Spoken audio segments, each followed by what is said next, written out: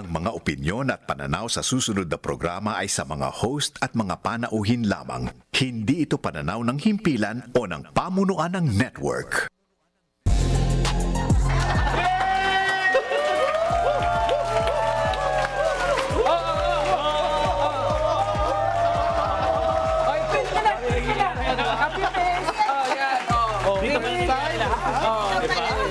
First time nila dito sa ating tech booth, di ba? Napaka-high-tech. Dami pa lang nagaganap dito. Oo, hindi kasi very, very special episode to dahil birthday ni Carlo. Birthday, Carlo! At dahil dyan, mag-opening spiel na kayo! Mula dito sa Tech Booth, magandang hapon, Team Pinas. Welcome uli sa programa kung saan bawal ang balat sibuyas sa pagtatalakay at paghihimay sa mga issue sa bansa. Ako po si Clive Arguelles. Salamat sa muling pagtutok sa isa't kalahating oras ng pagbabibe check at pagdi-deep dive sa mga kontrobersiyang usap-usapan ngayon. Ako po si Atty. Dino De Leon.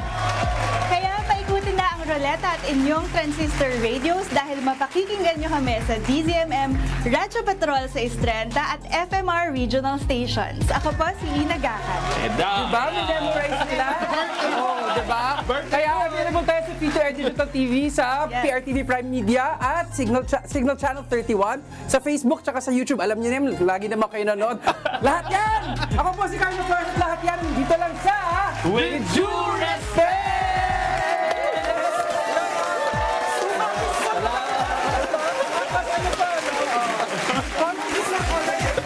Richard Haydarian, Itong fighting corruption, it's systemic corruption. So dapat yung Carlo Flores, Eh, parang mas marami pang nag-resign kasi sa Clive Arguelles, Seryoso, sincero, at yung buong kapangyarihan. Sabrina Gacad, Excuse me lang, no? Ay, wow! Dino De Leon. Sa totoo lang, sa real talk lang tayo. No, real talk lang Mawalang tayo. galang na po.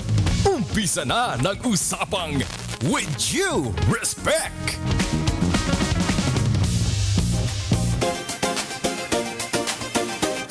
Yeah! Grabe! Para wala nangyari ha. Ano, parang tayo nag-fun kan eh! Medyo iniingal pa ako, tumakbo kami. Pero dahil nga sabi namin ay very special episode ngayong linggo, kabilang sa pag-uusapan natin ngayon ang huling survey. Napaganda ng survey nito Kaugnay ng karera sa pagkapangulo sa 2028 elections. Ano kaya ang rason sa pagliit ng lamang ni Vice President Sara Duterte laban kay Mayor Leni Robredo? Eh, corrupt kasi yung isa. Sorry. Hihimayin din natin ang kinakaharap na kasong crimes against humanity laban kay dating Pangulong Rodrigo Duterte. Mapapanagot na ba ang dating Pangulo dahil sa sinasabing or sa totoong patayan sa war on drugs? Trial na! Yes. But wait, there is more. Tatalakayin din natin ang impeachment complaint laban kay Vice President Sara Duterte.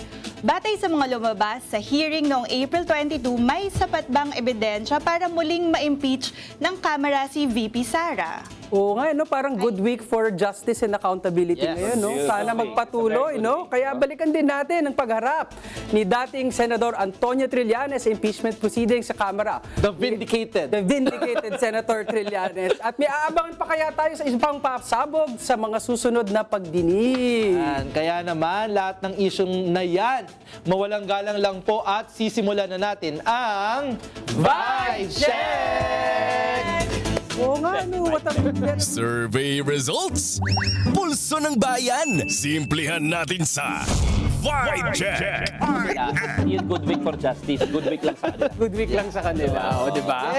Simulan na natin itong Good Week on Justice and Accountability, ang talakayan sa huling survey ng mga kaibigan natin sa Okta Research kaugnay ng presidential race sa 2028 elections. Lumabas sa nasabing survey na lumiit ang lamang ni Vice President Sara Duterte laban kay Mayor Leni Robredo. Nakikita nyo dyan, ha? Partida, hindi pa lumalabas yung ibang information tungkol sa impeachment nung ginawa yan, di ba? Oo. Kaya nga, Clive, at bagamat nangunguna pa rin si VP Sara sa survey, bumaba sa 12% ang lamang ng Vice Presidente laban kay Mayor Leni mula sa dating 30%. Wow! Bumaba ang lamang pero 'di ba Carlo, nauna nang sinabi ni Mayor Leni Robredo na hindi siya tatakbo sa 2028 national elections dahil plano niyang tumakbo ulit bilang alkalde ng Naga City. Pero umaasa pa rin ang mga mambabatas mula sa oposisyon na magbabago ang isip ni Robredo dahil matagal pa ang susunod na eleksyon. Oh, mga kababayan, mga kababayan, para sa inyo, ano kaya ang dahilan sa pagliit ng lamang ni VP Sara laban kay Mayor Lenny? Ang laki ang laki nun, masyado malaki. 20% ba yung parang nakaka-apekto kaya ang impeachment at issue ng katiwalian laban sa Vice Presidente kaya bumaba ang bilang ng mga pumapabor sa kanya? Everyone.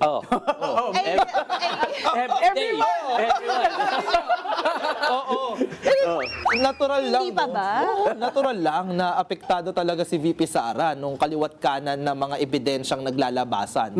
Mag-umpisa nung pangalawang impeachment hearing na ito, 'di ba? Mula yung mga testimonya ni Ramil Madriaga, 'di ba? Tandaan si Ramil Madriaga, ang sabi niya, willing akong pumirma na nga pala siya ng bank secrecy waiver, 'di ba? Tapos ito namang nakaraang linggo lang na kung saan nakita natin bilyong-bilyong piso po. Naglabas-masok sa bank account ng mag-asawang Sara Duterte at ang kanyang asawa, no, na Bilyong-bilyong piso? Oo. Bilyong piso? Ay, ang tawag yan, paldo. Paldong. Ang hirap naman dito, kakabalik ko lang, mali na naman. Ikaw kasi, ano ba nga? Hindi, pero yun nga, no, kaya hindi nakakagulat na bumaba na ang lamang. Pero bukod doon, tingin ko, dahil din sa mga nangyayari sa mga ating bayan, no, may pagkauhaw na din talaga yung mga kababayan natin para sa isang pinuno at gobyerno na magpapakita sa atin ng pananagutan, mabuting pamamahala, hindi tayo pagnanakawan, hindi katakataka na bumabalik sa kanilang isipan si Mayor Lenny Robredo, di ba? Correct. Ako naman, hindi naman kasi ako naniniwala na yung taong bayan bulag, no? Nagugulat nga ako ngayon at natutuwa kasi ang dami nagsasabi na naloko sila. Ibig sabihin, ang dami ko na nakita ng mga past supporter ng mga Duterte na ako naniniwala naman ako kaya naman nila sinuportahan si Duterte noon kasi gusto rin nila ng pagbabago sa lipunan. Gusto rin nila ng mas magandang gobyerno. Gusto rin nila ng mas matiwasay na bansa at mas ligtas na bansa, di ba? Pero ang sinasabi nila ngayon naloko kami. Naloko kami. Kaya Nabudol. nabudol. Bakit? Kasi alam naman nila kitang-kita naman all indicators show, no? Corrupt. Si Sara Duterte, corrupt si Rodrigo Duterte. Nang maalala mo nung unang episode nung unang ikalawang hearing, 'di ba? Nung unang beses naglabas ng mga ebidensya, nakita rin natin na link sa droga. Itong mga Duterte na hindi pala totoo. Nagalit sila sa droga, bagkus kumikita sila sa droga. Batay na doon sa mga pumapasok na mga cheque na sabi nga ni Senator Trillanes, no, itong mga perang ito nanggaling kala doon sa mga kilalang personalities, di ba? Na alleged na drug lord yan, alleged mga drug personalities. Sinabi rin ni Madriaga sa magnetic lifter, di ba? Na involved sila 6 billion pesos na shipment yan, ha. Ibig sabihin, noong supposedly inuubos sila yung droga on the ground, di ba?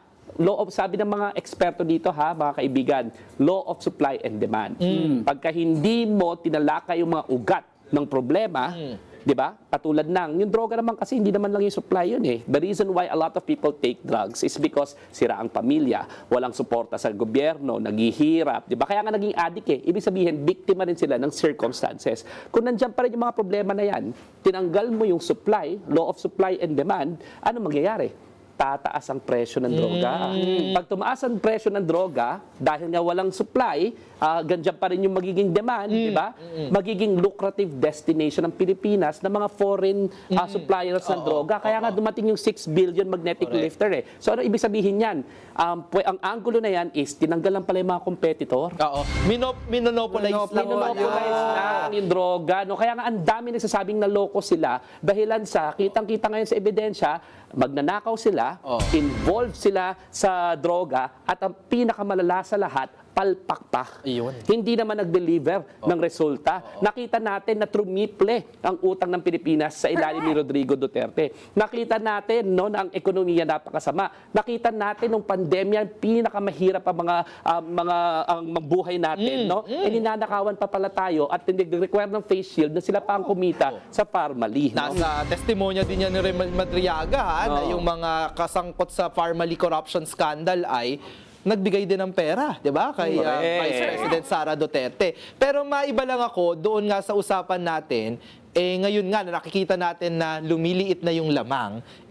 Ang aga-aga pa ngayon, 'di ba? So it's only a matter of time na baka manguna na diyan sa mga survey si Mayor Leni Robredo kasi ngayon 21% dito sa March 2026 survey ng Okta versus si Sara Duterte ng 33%. Maliit na lang 'yan, ha? May margin of Napakaliit yan. error pa yan. May margin of error error yan. Ang pa gusto yan. kong Kaya, i-bring up din, Cliff, Oo. nasa survey industry kayo, never umangat ng ganyang kataas ang sa survey si VP Lenny Yes. din noong 2022, Yes. di ba? So napakalaking significant itong pagbabago na ito, landmark no so far doon sa kung kailan natin inumpisahan tong mga survey for 2028. Mukha talagang may pagbabago sa ihip ng hangin para sa ating mga kababayan. May panaghoy, Pero may panaghoy ng tapat no, ng gobyerno, uhaw. Oo. Ang mga tao sa tapat na gobyerno, uhaw. Ang mga tao sa totoong magseserbisyo, hindi yung totoo, yung namumuliti ka lamang, pinapayaman lamang ang kanilang mga bulsa, no, habang ang bawat Pilipino naghihirap. Tsaka excited yung magpangulo, Yung aga-aga niya nag-announce. May press release pa nga na under my leadership. Pero ang tanong ko nga, dahil nga ang isang tanong ngayon, sabi daw ni Mayor Lenny, hindi naman na siya interesado tumakbo. Carlo, Ina, kayo ba? Anong tingin nyo dyan sa pahayag ni Mayor Lenny? si Ina muna. Hindi na daw siya Ramdam din, tatakbo ramdam natin yung desire ng taong bayan na si Mayor Lenny ang magdala ng opposition. Pero may side si Mayor Lenny na sinasabing hindi na siya tatakbo kasi gusto niyang unahin ang Naga City at marami pa siyang pwedeng gawin sa Naga City. So lumalabas na may challenge din for the opposition. Paano tayo magsasama-sama to capture that hope, to capture that energy ng accountability, ng good governance, para maghain ng isang credible at strong alternative kay Sara Duterte. Doon ako excited kasi gusto ko makita paano tayo ngayon pwedeng mag-usap-usap, paano tayo pwedeng magkasundo kung sino ang itatapat natin kay Sara Duterte. At hindi ba interesting, Ina, na ang dalawa sa pinaka nangunguna ngayon sa laban sa 2028 na potential ay parehas na babae? Kaya nga. What do you think of that? At the end of it, ang babae talaga nag-aayos ng problema. Ayun. Yun talaga yun Parang tinry ni Sara Duterte mag-present. Oo. Exactly, tinry niya i-present na siya yung mag-aayos ng problema. Sinubukan niyang itago yung problema na dala-dala niya. Pero unti-unti siyang naisisiwalat. I agree naman. Undeniable. Agree Ang naman yung problema mga babae dala niya. nag-aayos, yung misis ko nag-aayos ng mga problema Diba? namin. Carlo, ako tingin ko nga, bagamat may ganung pronouncement si Mayor Lenny, parang feeling ko naman may pagkakataon pa rin naman, nananalig pa rin ako na kailangan lakasan ng mga supporters niya ang panawagan, no? Mayor Lenny, baka sakaling magbago pa ang iyong isip. So palagay ko yung mga 21%, feeling ko naman nakikinig naman sa numero ang ating butihing mayor ng Naga. No? Na talagang dadating sa punto na wala na talaga. No? Yun nga. So panawagan lang ay palakasin pa natin ang panawagan para kung tatakbo pa talaga kayo, ma'am, o hindi. So baka magbago pa ang isip. Umaasa lang ako doon. Ako tingin ko yung katabi mo, Carlo, si Attorney Talagang Tino. hinduin natin. Tingin Oo, ko siya sinadya meron natin siyang tuloy. panawagan para kay Ma'am Lenny. Nanawagan ka ba? Ako kasi, Yes. Attorney I've had the privilege of being of seeing Mayor Lenny up close, no? Nung kampanya. Alam mo, ang lagi ko nga sinasabi nung kampanya, grabe tong si Ma'am, mas matanda sa akin ang di hamak. Pero siyang huling-huling aalis doon sa kwarto at siyang una magre-report. At yung mga napuntahan ko sa kampanya, hindi naman ako lagi kasi may trabaho naman ako doon, hindi naman ako yung kandidato. Although ako yung surrogate ni Laila de Lima, napuntahan ko napakaraming mga lugar. Napakasipag talaga ni Mayor Lenny. Napakasipag talaga. And considering na I've seen her up close, naniniwala kasi ako, hindi ako nagdududa. Pasensya na kayo, Ako naman hindi ako nagdududa. Na si Mayor Lenny will always be mission ready. Kung ito ang kailangan ng ating bansa, di ba? Kailangan natin ng good governance, di ba? At alam niyang she can deliver and the people want her. she will respond. Doon ako sigurado. At alam mo, kaya rin ako, sinasabi niya naman di ba? Marami pa siyang magagawa sa Naga. Tama naman di ba? Pero baka mas marami siyang magagawa para rin sa Naga kung Pangulo siya. Tama. Di ba? So, hindi yun mutually exclusive. So, pasensya na po kayo sa mga kababayan ko sa Naga. Pero ako po yung naniniwala, hihiramin pa rin po ng ating bansa si Mayor Lenny sa inyo. Ultimately naman, di ba, lahat tayo makikinabang, kabilang na rin dyan sa Naga. So, hindi ako nagdududa. Mayor Lenny will always respond to what the country needs and to the people's call. Tsaka marami din tayong mga kaibigan dyan sa Naga. At wala tayong duda na ang ating mga kababayan sa Naga ay handa naman ulit na ialay sa bayan muna. Ang kanilang alkalde, di ba? Kung yun talaga yung makakabuti para sa bayan. Saka padayon, di ba? Unang-unang Bicolanong presidente. Di ba? Dami na naging Ilocano, mga kapwa ko Ilocano, di ba? Pero baka naman sa panahon na ito, isang Bicolana ang kailangan ng ating bansa, no? Saka hindi rin naman ako nag-aalala para sa Naga kasi yan ang advantage ng isang good leadership na simulan ni Mayor Jesse Robredo. Na kapag pinatibay mo yung institusyon ng local governments, masasana yung mga tao na ganung klaseng pamamahala at pamumuno yung kikitin. So maski naman si Mayor Lenny ay papunta sa ibang posisyon sa national government, ay maniniwala naman tayo, hindi naman mapapariwara ang Naga. You know? Kaya dahil respondiyan si Mayor Lenny sa panawagan ng taong bayan, kailangan po natin manawagan. Tama, di ba? Kaya nga ang lagi ko sinasabi, every Friday, ako'y magsusoto ng pink. No? Okay. On Fridays, we wear pink. Dahilan sa, nananawagan po tayo kay VP Lenny Robredo. Ninang! Ninang ko yan sa aking kasal Ninang, di ba? Kung kailangan ng bansa, kailangan natin maghanda. Yes. Agi naman ganun. Kailangan natin maghanda kasi ang tao naman magdidesisyon, di ba? Pero kailangan natin pakinggan kung anong gusto ng taong bayan. Yan. Tsaka kung gusto niyo pong pumarito sa With Due Respect, Mayor Lenny, pwede po kayo magharap ni Dino De Leon.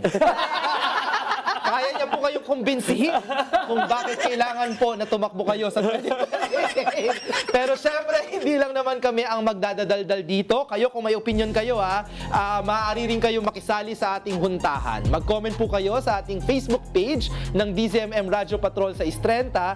At syempre, babasahin namin ang inyong mga komento sa segment na Take It or Cleave It. Magbigay kayo ng rason bakit dapat tumakbo pa ulit. Si Mayor Mayor Lenny. Lenny, di ba? Sakali mabasa niya yan, di ba? Oo, tsaka bakit ang kapal ng mukha ni Sara Duterte na ang dami-dami ng korupsyon, Tatakbo pa, di ba? Sa ating pagbabalik, pag-usapan natin ang pag-usad ng mga kasong crimes against humanity laban kay dating Pangulong Duterte sa ICC. Dito lang yan sa With Due Respect! Gusto ko yung naihirit mo pa-exit na yung segment. Talagang hindi mo pinalagpas Sorry na lang sa natamaan. With due respect, due respect. Sorry na lang sa natamaan. With due respect. wala kayong energy bigla. Nakatutok pa rin po kayo sa With Due Respect kasama ang Team Pinas. Now, let's take a deep dive sa kapag-kumpirma ng kasong Crimes Against Humanity laban kay dating Pangulong Rodrigo Duterte. Ayon sa ICC, may sapat na batayan na nagsasabing responsable ang dating Pangulo sa mga kasong may kaugnayan sa patayan sa war on drugs. Kaya nga ibinaba ang desisyon matapos ibasura sa basurahan ng ICC Appeals Chamber ang 4 na apeladang defense team ni dating Pangulong Duterte. Nauna na ang pinanindigan ng ICC na may jurisdiction ito sa kaso laban sa dating Pangulo. Yan nga, dahil dyan, Dino, uusad na ang kaso sa paglilitis sa ilalim ng trial chamber na posibleng simulan sa huling quarter pa ng taon.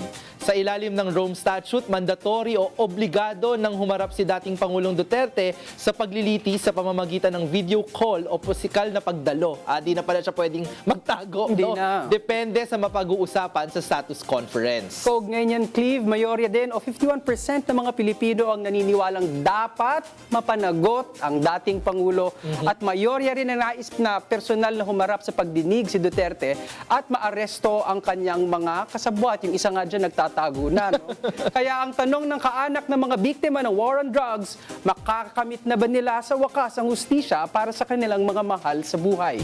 Lahat ng yan, tatalakayin natin dito sa... Deep Dive! Eh di lalo hindi nalalabas yung utak. Ready ka na ba? Deep Dive! Deep Dive! James. Pagod. Oh, di ba? Sinasabi ko sa linggong to? Good week for justice and accountability and human rights. Correct. oo. Grabe, napakalaking balita talaga nito, no? Well, ang message talaga, 'di ba? Makikita mo na kahit na gaano ka kapangyarihan, sabi nila, 'di ba? Those whom the gods would like to destroy, they first make mad with power. So, lalasingin muna sa kapangyarihan. Lalasingin muna sa kapangyarihan bago ka ibaba at ibagsak, no? At ibasura. At ibasura. Pero ang lagi ko sinasabi nung dinidepensa pa namin si Manay Laila, 'di ba? Ang sabi namin is the arc of the moral universe may be long, but it bends towards justice. Ang hirap tagalogin, Diba? hindi ko kayang i-translate ngayon. Sabihin yan, kahit na anong gawin ninyo, aabutan kayo ng hustisya. Di ba? Minsan, the Lord's justice, sabi pa nila doon sa isa, Ang dami mo namang mga saying. Lagay sa Sabi na, flashbook ito. The Lord's justice na yan, grinds very slowly, but it grinds exceedingly fine. Oh, di ba? Ako, sabi ko naman, Oh, sabi ko, ang kasabihan according Sabi to ni Cleve. Kasabihan, sabi ni according Steve. Hindi, ako lang, ang iniisip ko lang ay, syempre, inaalala din natin sa pagkakataon na ito, yung talagang mga kaanak, mga surviving families, asawa, anak, ng mga libo-libong pinatay sa panahon ng peking giyera kontra droga, 'di ba? Ngayon nalalaman natin dahil nga dun sa impeachment proceeding din na tumatanggap pala ng pera mula sa mga drug lords 'di ba? Correct. So talagang peke, sobrang peke nitong giyera kontra droga, pinagkakitaan pa na libo-libo yung pinatay. Ngayon, syempre itong panalo na kumpirmado na yung charges no ng crimes against humanity no o sa Tagalog po ayan po ay krimen laban sa sangkatauhan, napakabigat niyan no dahil hindi lang krimen laban sa mga kapwa mo Pilipino kundi sa sangkatauhan. Naaalala din natin yung mga kaanak ng mga biktima dahil ito ay isang mahalagang araw para sa kanila na kahit papaano, 'di ba, makakatanggap at maaari nilang makuha yung hustisya. Well, first time natin pakikinggan, di ba? 10 taon na ang nakaraan. Di ba? Ang nangyari, ang nakalipas. Noong naging malawakan yung patayin. Kasi ng peak niyan, 2016, 2017. Imagine mo, 2026 na ngayon. Ni isang kaso, walang na-file dito sa Pilipinas laban kay Rodrigo Duterte. Di ba? Kasi nakita ba natin kung gaano sila kapangyarihan noon. Pero ngayon, humaharap na siya sa international justice at maririnig na rin natin ang kwento ng mga kaanak, ang kwento ng mga biktima. Lagi ko tinatanong sino na ba nag-aalaga sa mga naiwanan? Di ba? At mga, syempre nawalan to ng mahal sa buhay. Nakakapag-aral ba ang mga anak? Nakakapag-aral ba ang mga anak? Tsaka yung sakit at hinagpis nang bigla kang yung magulang mo patayin, yung anak mo patayin, at tapos yung mga tao nagtatawanan pa, tatagan ka pa kaagad ng involved sa droga na para bang subhuman ka, para kang animal, di ba? Na dapat deserve mong mapatay. Yung hinagpis na nararamdaman at yung sakit at kirot nun, sino ba nagproseso? Di ba? Pagka meron kang trauma, dapat meron kang counseling, meron kang psychiatric assistance, no? Pero ito, libo-libo mga pinatay, sino ba nag-assist dito sa mga pamilya? At ano ba ang programa ng gobyerno para sa kanila? At tandaan nyo po, sa crimes against humanity, hindi lang po sila ang biktima. Tayo po, bilang isang lipunan, ay biktima rin pag merong malawakang patayan. We are never the same as a society. We are never the same as a Filipino people kasi nakita po natin na iba na rin ang ating standard pagdating sa buhay. Yung moralidad natin. Yung moralidad natin, iba na rin ang standard pagdating sa due process. Yung inuhusgahan mo na lahat at sinasabihan mo, dapat lang pinatay sila. 'Di ba? Yung pagbavalue mo sa buhay, 'di ba? At tayong lahat ay sobrang polarized na rin. Ibig sabihin, they are pitting us against each other. Pinag-aaway-away tayo at nawawala na rin yung tinatawag nating common truth, yung iisang katotohanan. At ang iisang katotohanan, dapat nire-respeto ang buhay, dapat binibigyan ng due process o ng proseso ang lahat ng mga inaakusahan at hindi sagot ang patayan, ang malawakang patayan. Kahit na ano pang sabihin ninyo, kahit na gaano pa kagulo, no, kailangan may proseso lahat at never naging epektibo. Sa historya ng humanity, never naging maging epektibo ang malawakang patayan. So pag may mag-advocate niyan, dapat hindi natin papayagan. No? So yun, hindi na tayo the same as a society. Diyan ako hanga naman sa resulta na lumabas. No? Kasi dati napakataas ng suporta para kay dating Pangulong Duterte na para bagang nadja-justify ang kanyang kapamaraanan sa paglaban ng droga. Sa akin parang unti-unti nang nagigising ang taong bayan. Marahil na price in na rin dito yung introduction, diba, dun sa confirmation of charges hearing na kinikwento talaga na medyo may konting sobriety, hindi na yung talagang puro propaganda na ginagamit nung panahon ni Duterte. Kaya palagi ko nasa tamang direksyon na at sana naman ay patuloy na lumaki yung panawagan sa pananagutan kapag nagkaroon na ng full trial at makikita na talaga natin yung mga nangyayari. Tsaka ano talaga, ibig sabihin din, hindi umubra at nawawala na ng excuse yung kampo ng mga Duterte doon sa kanilang mga kinalat, no, doon patungkol dito sa ICC investigation at trial kay Duterte. Lahat ng kanilang mga sinasabi na kesyo, kinidnap daw ang dating Pangulo, di ba? Na illegal na dinala sa Hague. Malinaw po ang desisyon ng korte, di ba? Hindi nila yan kinakatigan at sabi nila may jurisdiction, no? Pasok sa kakayanan ng korte na dinggin, no, yung kaso ni President Rodrigo Duterte. So wala na hindi na uubra yung kanilang mga pinagkakalat na mga excuse. Nakikita ko ngayon, sinasabi nila na, ay naku, bakit naman kayo kumakampi sa isang banyagang korte, foreign court? Mali po yung ganyang pag-iisip dahil po ang ICC ay hindi po isang foreign court. Ito po ay isang international court. No? Magkaiba po yun, no? Hindi po siya banyaga at sa katotohanan, no? Bago po tayo inalis ni President Duterte, di ba, mula po sa ICC, ay bahagi tayo ng isang international court na ito. Ito po ay binubuo ng iba't ibang mga bansa, hindi po ito foreign court, it's an international court. Ibig sabihin, Paloob tayo dito. pagdating sa international law, atin yan. Ang nakalagay nga sa ating saligang batas, di ba? International law forms part of the law of the land. Yes. Ibig sabihin, ang international law, hindi po yan banyaga. Atin po yan. Ang nagdesisyon na po niyan, ang collective will of the Filipino people when they passed the 1987 Constitution. So malinaw sa ating saligang batas, pagdating sa international law, atin yan. Mekanismo natin yan. Korte natin yan at hindi banyagang korte. Oo. Tsaka Ay, ano? ikaw muna ina. Oo, Kami sabi ang hirap sabihin namin ng... Okay. Ikaw muna, Ina. Andito Of na naman course. tayo lahat. Oo. Nahihirapan na naman ako. Ito ay practice in asserting myself. Yes, oo. Hindi, gusto ko din idagdag dun sa part ng international law and yung sense natin ng humanity, hindi lang bilang isang bansa, pero bilang isang mundo. Una yung idea ng humanity, pangalawa yung idea ng due process. Kanina nabanggit ni Dino, sinong nag-aalaga dun sa mga pamilya ng namatayan? Napakaraming mga studies ang tumingin dun sa sitwasyon ng widows ng war on drugs. Compared sa mga widows na kasalukuyan nating nakakasalamuha, whether widows yan ng soldiers or ng ordinaryong mamamayan, kung saan yung buong community makikiramay sa kanila, ang widows ng war on drugs parang may sala din. Hindi nila natanggap yung respeto, yung pakikiramay na usually ibinibigay natin kung meron tayong pagkilala ng bigat ng nawalan ka ng taong minamahal. Dahil lang allegedly, pinatay yung kanilang mga minamahal dahil sa droga. So assumed sila na some kind of yung relationship nila with drugs, yung relationship, yung accusation ng pagdodroga ng mga namatay, nalipat doon sa kanilang kanila. widows. So yung stigma doon sa widows, mabigat, maliban pa sa namatayan sila, mag-aalaga sila ng pamilya, walang nakikiramay. Wala nakikiramay, condemn pa. Oo, walang Nasa ng dignity doon, nasa ng humanity doon. At finally, yung kabilang side ay, Rodrigo Duterte is afforded that dignity.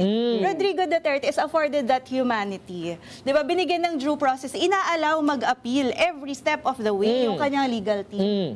Dahil lang kinikilala ng humanity na, okay, ikaw din meron kang ganyan. Ikaw din meron kang human rights. Ikaw din may right to due process. So, napaka-generous pa ngayon ng mga Pilipino at ng buong mundo na hingin pa nga yung side niya. Pwede Ikaw namang, naman ang magpatunay. pwede namang pinatumba na lang at ilagyan ng placard. Correct. Di ba? Kung ganun yung method nila, patumbahin, lagyan ng placard, forever ka ng ganyang Kinidnap, makikita, no? tapos dinala na sa kung ibang bansa, di ba? Oo, tapos di ba? Inalupang na lang sa isang ilog, ganyan. Ganyan yung nangyari noon eh. Pero hindi ganun ang ginawa kay Rodrigo Duterte. Gusto ko lang sabihin bago tayo magtapos dito hindi lang si Rodrigo Duterte ang nag-implement at nag-implement itong violent war May mga on drugs. kasabwat. Tama. May mga kasabwat siya at may mga co-perpetrator. Isama mo na dyan, no? Si Bato de la Rosa. Isama mo na dyan. Si Bato de la Rosa, ha? Nagtatago-tago ka sa bayad sa'yo, ha? No? Ikaw Bato, ha? Tapos napakaduwag mo naman, no? Napakalaki mong duwag. At dyan rin si Bongo, no? Si Bongo na sinabi ni Colonel Garma sa kanya nanggagaling yung pag-fund at yung mga pabuya doon sa mga pumapatay, no? Ayan, si Bongo. Isama mo dyan si Vitaliano Aguirre na ginamit ang makinarya ng justice system para patahimikin yung mga gustong magsalita at gustong lumaban, no? At hindi pinoprosecute yung mga involved sa malawakang patayan, ha? So, Vitaliano Aguirre, kasama ka, ha? Sa nag-implement itong violent war on drugs, ikaw, Bato de la Rosa, ikaw, Bongo, at marami pang iba, no? So sana, mahuli na kayo sa lalong madaling panahon. Gusto ko sabihin sa inyo ulit, ha? The arc of the moral universe may be long, but it bends towards justice. Malapit na ang mga oras ninyo. Saka, Sa ating pagbabalik. gusto ko lang sabihin. Hindi, gusto ko lang sabihin na pansinin naman sana ng mga kampo ng Duterte. Pang ilang talo na yan ni Kaufman, ha? Baka naman. Apil ng apil, kailangan maghanap buhay. Pang ilang talo? Pangatlo, pang-apat. Kaya parang nasagap ko, may chismis, papalitan na daw ata eh. Oo nga. Parang Sayang nag-aaway-away na ata sila dyan sa kampo ng mga teka lang, Duterte. Kasi hindi magaling, ha? Pag pinalitan Pang ilang yan, beses na natalo, ha? babagal na naman, titigil na naman ang proseso. Di haba na namang nakakulong si Baka makasingit Tatay na si Digong. Attorney Harry Roque. Hindi. Kasi ang dahilan kung bakit galit si Madriaga dahil kay Harry Roque. Diba? Kaya bumalitan si Madriaga, sabi ni Harry. Kasi diba, pinakulong niya si Madriaga nung nakailam doon sa paglaland grab di umano nitong si Harry Roque. Kaya nagalit itong si Madriaga. Well, Pinakulong mo eh. To be fair, mahirap din naman yung trabaho ni Kaufman kasi ilang beses naman talagang lumabas sa bibig mismo ni Rodrigo Duterte na siya ang promotor ng patayan dito sa war on drugs. Correct, Tapos tama. kailangan niyang idepensa. Kaya nga. Mahirap talaga yan, di ba? Pero gusto ko lang ipakita doon sa mga proud na ating mga kasamahan dyan na talagang naniniwala na pinaka mahusay, napakagaling ni Attorney Kaufman, no? Na talagang dumedepensa para kay Tatay Digong. Ito po ang inyong napala. Oo nga. Gusto ko na sabihin pala yung kay Ina. Sabi mo kanina, no? Pag siguro rin, di ba, para ibalik natin yung ating dignidad bilang isang lipunan, and yung ating humanity, yung ating pagsisimpatya, yung ating malasakit. Pag may kilala siguro kayo mga pamilya na naulila ng war on drugs, kamustahin po natin. Tanungin natin kung paano tayo makakatulong sa kanila, no? Siguraduhin natin na meron nagsusuporta doon sa mga inosenteng anak at inosenteng mga mahal sa buhay, no, na naghihinagpis sa mga oras na ito. Kamustahin po natin. At ang- Proseso po yan ng ating hearing, part yan ng hearing process natin. At ang patuloy na pagsuporta sa pagdinig ng ICC, isa po yan sa pinakamalaki nating ambag sa pagkilala sa karahasan, sa hinagpis na pinagdadaanan ng mga kaanak, no, ng mga biktima ng patayan. Kaya napakagandang linggo nga ulit ito for transparency, for accountability, for justice. At sa aming pagbabalik, alamin natin kung sino ang lucky winner ng ating ruleta at bakit siya ang naging usap-usapan sa mga kwentuhan. Dito lang yan sa With due respect! Okay. Gawin lang ako sa atin. Parang Due respect.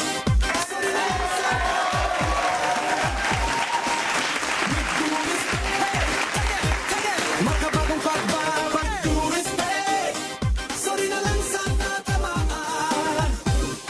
yan, pag hindi tinuloy last next week talaga sinasabi ko. Sisingilin natin yan, ha? Pinakocommit po sa atin ng ating executive producer na next week daw ay si Atty. Dino ay naka-sports attire. Bakit kaya siya naka-sports attire? Secret. May secret. May hamon, may hamon. Ano kayang kulay? Oo, ayan. Abangan niyo po yan sa susunod na linggo, ha? Resibo. Resibo po yan. Yan. So ito pa rin po ang With Due Respect. Kasama niyo pa rin po ang Team Pinas. Muli ako po si Cleve Arguelles. Agyamanak unay kabsat. Ako po si Atty. Dino De Leon. At ako po si Ina Gahan. At ako naman po si Carlo Flores. Excited na rin ba kayong malaman kung sino ang iikutan ng ating ruleta? tulad ng dati, sumuko na ako ditong sabihin na magbibigay ng quick. Comments na lang sa sino na matatapatan ng Mahiwagang Ruleta. Sa mga nanonood at nakikinig, pwede kayong makijoin. Share your thoughts sa live stream sa ating DZMM Radyo Patrol sa Istrenta Facebook page. Ito ang ating Magic Ruleta! Naku, excited itong ruleta nito. Na-miss ko yung ruleta. It's time! Maikutin ang Magic Ruleta! Okay, sige, una natin patagalin pa. Na-miss daw ang ruleta. ayan. Naglalamihan ko sa New York. Ako na lang naiiwan. Ito din. Parang hindi ka dahil dyan. Ito yung gusto kong maglamyer. Speaking of lang, hindi nakapagliamer na kawawa. Hindi pinayagan. Pag-around the world ka na naman. Teka lang, ha? Ikaw, Inday, ha? Teka lang, muna natin. Inday, Teka lang, Sara. Inday, ha? Inday, ang sabi mo, ha, sa iyong deklarasyon, 0 ang cash on hand mo. Simula 2019. Simula 2019. Tapos, every single time na lang, nagmamayabang ka. Nagmamayabang ka na paglilipad ka, walang gasto sa gobyerno. 0 ang cash on hand mo. So, saan ka? Saan ka kumukuha ng pera? Kay Diba? Sami Uy. Kay Sami Uy. Galing kay Sami Galing Uy. kay Sami Uy, pero hindi dumadaan sa hand mo. Diretso na ni Sami Uy bang binabayaran? Diretso na ba ng Parmaling binabayaran? Hindi na dumadaan sa kamay ninyo? Bakit billion-billion yung transaction sa bank account? Mali ka, anong bilyon-bilyon? Bilyon.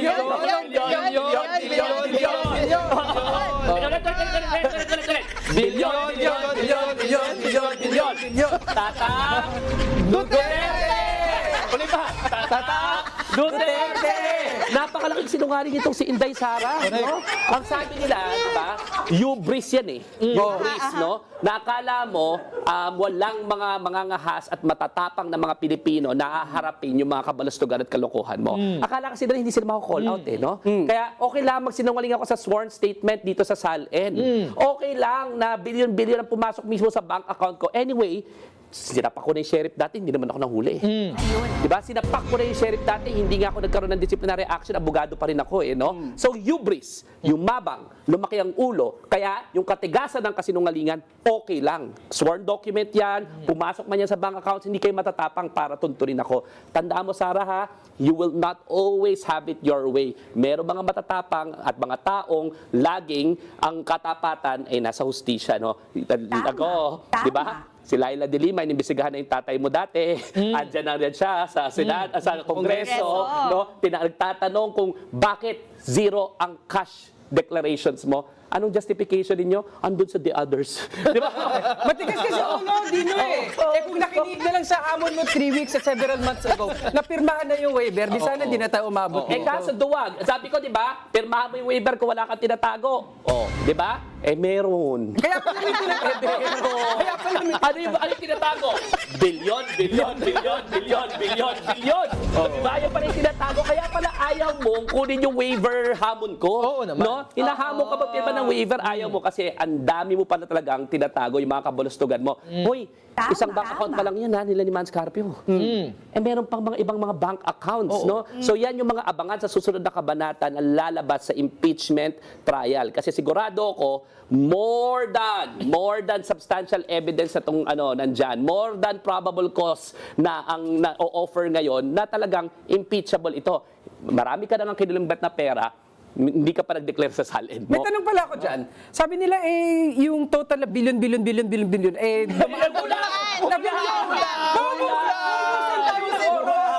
Yung billion times 6, okay na. Lahat daw yan ay, hindi naman daw yun yung final amount. At hindi daw yun yung palusot ng mga DDS. Ano naman kasi yan? Inflow at outflow, di ba? Sabi ng Anti-Money Laundering Council na yan yung total na inflow at outflow. Correct. Ibig sabihin daw, hindi nangangahulugan na lahat ng yan ay pera ng mga mag-asawa. At hindi naman nakangahulugan ng lahat ng yan ay natira sa kanilang bank account. Correct. Oo, sige. Saan napunta? Ganito, gawin natin ha. Yung mga mas matataas pang sweldo, kahit na may in and out, tingnan dati ko magto-total na 6 billion. Imposible. Imposible. So, it is not mathematically possible, no? Na kung ang sweldo mo, yung sinesweldo nila, kahit anong in out, jumping jacks pa niyan, no? Hindi talaga aabot ng 6 billion. 'Di ba? Yung in out na yan. Tsaka, legitimate naman pala eh. bakit di mo dinaklara sa salin mo na meron kang cash on hand? 'Di ba? Kahit piso, wala eh. Kahit piso wala, Diba? tapos kung mag-around the world ka, kaya ka hindi napapayagan eh. Di ba? Ikaw pag galit, galit daw, bakit daw late? Bakit Mabagal ang travel ang bagal din authority. magproseso. Di ba? Ang bagal din magproseso. Ikaw lang naman ang pinakamabilis magproseso ng liquidation sa confidential funds eh. Tapos lalagyan mo ng mga chichirya, pangalan ng chichirya. Di ba? Ganun ka kabilis, hindi ganun kabilis yun, di ba? Tsaka, dapat kung patingin mo, mapapayagan ka naman, never ka naman dinenay, bakit mo ina-assume na hindi ka mapapayagan, no?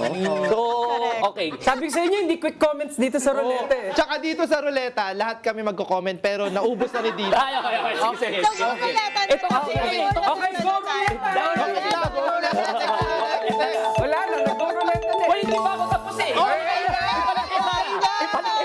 Babalik ko kay Sam. Kikilig sa radyo ang mahiwagang box na kulay green na may logo ng BIR na hindi binuksan dahil sabi ni BIR Commissioner. Pinagpaliban, no? At pinirmahan para maselyo dahil meron daw muaaring paglabag sa National Internal Revenue Code kapag ka isiniwalat ang laban ng kanyang income tax return. Income tax return to, no?